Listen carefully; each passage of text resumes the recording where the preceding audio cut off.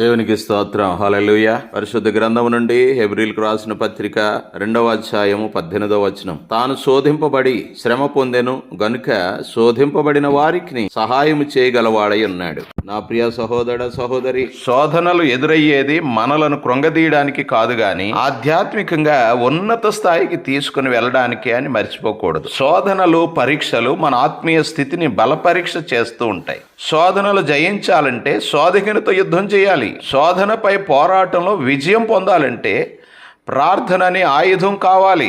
ఎప్పుడైనా గమనించారా? పక్షిరాజు సర్పముతో నేలపై పోరాటం చేయదు. అది దానిని ఆకాశంలోకి ఎత్తుకొని పోయి ఆకాశమే ఒక యుద్ధ మైదానంగా మార్చేస్తుంది. ఆ పైన ఆకాశంలోనే విడిచిపెట్టేస్తుంది. అప్పుడు సర్పానికి గాలిలో సత్వం ఉండదు, శక్తి ఉండదు, చివరికి ఆధారం కూడా దొరకదు.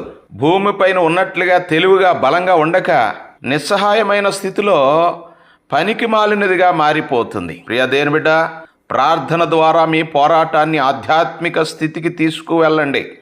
ఆధ్యాత్మికంగా మీరున్నప్పుడు దేవుడు మీ యుద్ధాలను ఆదుకుంటాడు. శత్రువుకు అనువైన యుద్ధభూమిలో మీరు పోరాడవద్దు. పక్షిరాజు యుద్ధరంగాన్ని మీకు అనువుగా మార్చి మీ హృదయపూర్వక ప్రార్థన ద్వారా దేవునిని మీ పక్షంగా పోరాడనివ్వండి. ప్రతి విధమైన శోధనను జయించడం సులువవుతుంది. గెత్సెమనే వనములో క్రీస్తు చేసిన ప్రార్థన అనుభవం సిలువలో శోధనలపై ఎట్టి విజయాన్ని పొందిందో జ్ఞాపకం చేసుకుందాం. మమ్మను శోధనలోకి తేక దుష్టు నుండి తప్పించుము అనే అనుదిన ప్రార్థనతో శోధనలో ప్రవేశించకుండానట్లు మెలకుగొండి ప్రార్థన చేయడానికి ప్రయత్నం చేద్దాం. సిలువలో శోధనపై సంపూర్ణ విజయం, క్రీస్తు అనుభవంతో రెట్టింపు ఉత్సాహాన్ని ప్రభు మనకు అందరికీ అనుగ్రహించును గాక. ఆమెన్.